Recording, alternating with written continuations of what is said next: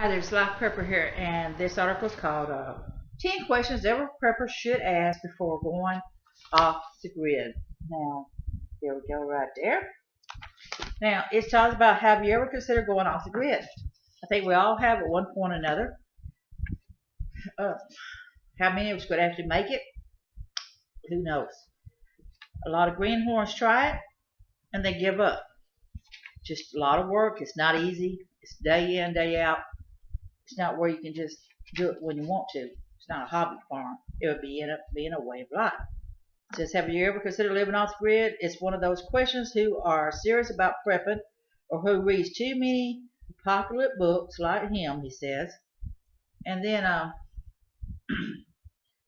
it says, I'm pretty sure the bears would eat me on day 7, but it never hurts to make a plan in case you have to flee your home in a hurry, it says. You know, that's something to think about. Maybe you do have to leave your home for it. So, Survival Life, one of the most important, popular, and informative survival websites, and stuff like that, talk about just being able to survive, and the 10 basic questions here to ask in a situation. And what I'm saying, do you have enough money?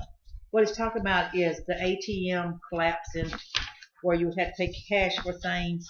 In that situation, it will cost you money to get you to your intended destination.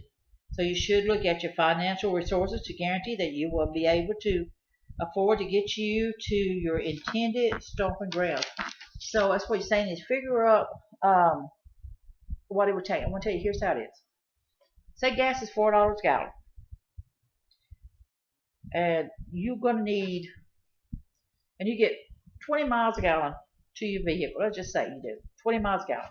It's in your vehicle. Older ones, 10, 11. But you get 20 miles a gallon, just say it's $4 a gallon. You need $40 worth of gas to get to your destination. Okay. But what if the gas goes up to $20 a gallon? And you need that to get to your destination. You need to think on that situation. On that, do you have enough money to get through?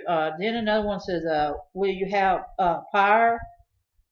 How will you power your stomping grounds? Living off the grid means going at it alone with some time to power your simple life and all that. Now, that's something to think on.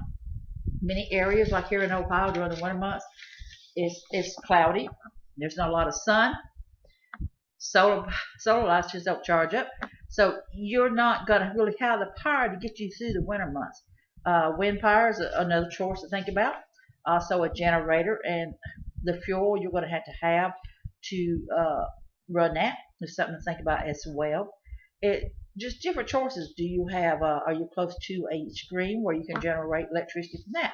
You know, it's what a lot of them do. So that's something to think about. Do you have power to do this? There are several different choices you can choose on that, or you could just choose not to have anything except candles and kerosene and base it every day. Then number 3 is talking about lions and tigers and bears. Oh my! Living off the land means feeding off the land, and you need to know the food sources that lives alongside you in your new home. Do you know what animals are born in that area, of course, and things? And then, of course, the best way to track and hunt. I mean, you also got to know which one's your predators and everything. You also got to learn how to put your food up, prepare it, and is your home secure? Because you know a bear coming through is pretty doggone powerful.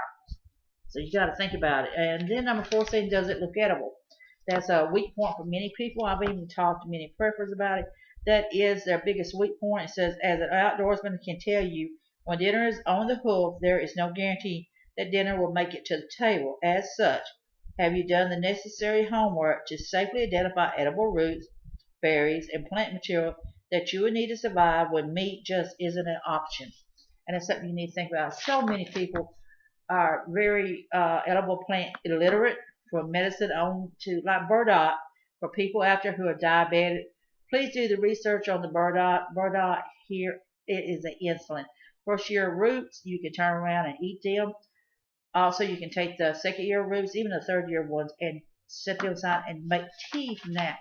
And that is insulin for your diabetics right there. Have you even thought about something like that? Number 5 is how much work is it to get water? Now, while you can go quite some time without food, a lack of water will quickly kill you dream of living comfortably off the grid as a survivalist. When buying property with an eye towards living off the grid, give serious consideration to your water source. Whether it's a natural spring, deep wells, or veritable lakes, you shouldn't consider putting down roots unless there is a ready water supply to them. And another thing, you need to make sure it's a clean water supply. If you're going way out in sticks, you need to think about that in a situation. Even so, you need to think about fixing up rain barrels and stuff as a storage facility as well as alternative water source if something should happen to the lakes. Something to think on.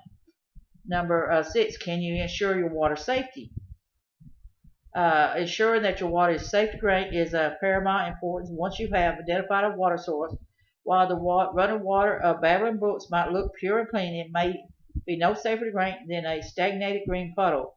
Unless you catch the water yourself from a rainfall, you should never trust any water source. Remember, you're not the only one using it.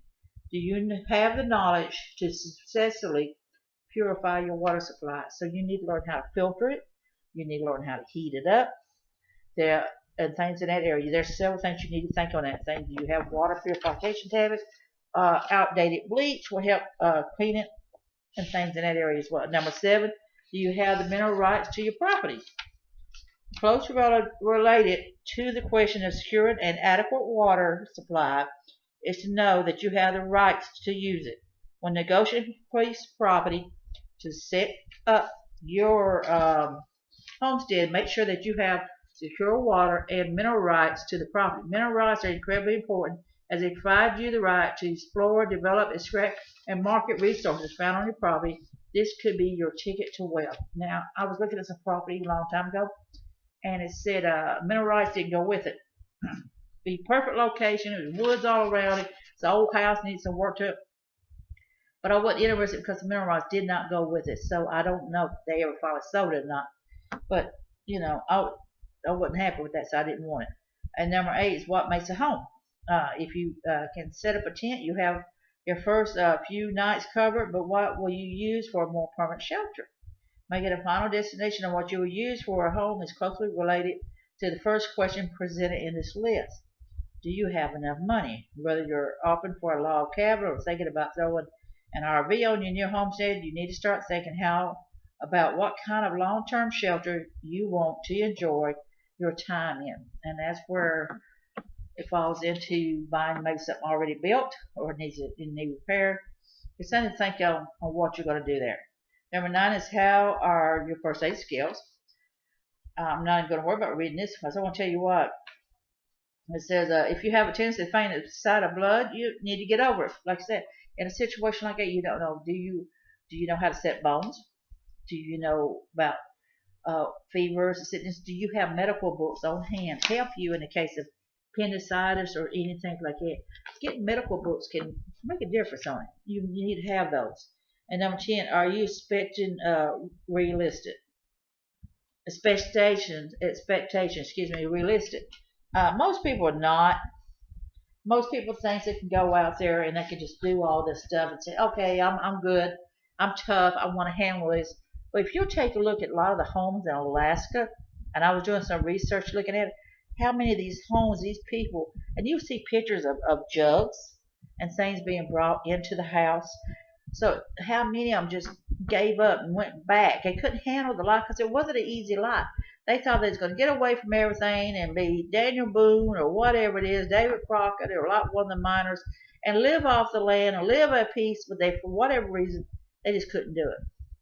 They got out there, they used up their money or whatever it is, and they couldn't find the work in the isolated areas, so they just couldn't do it. It's not an easy life. You have to want to live that life. You have to become part of that life.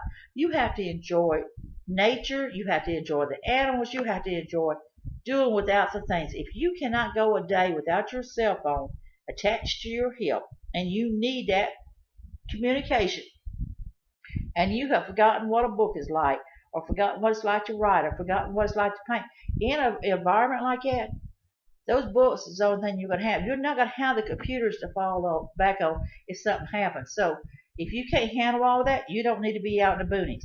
Because it don't mean you can survive. Don't get me wrong. You can adapt.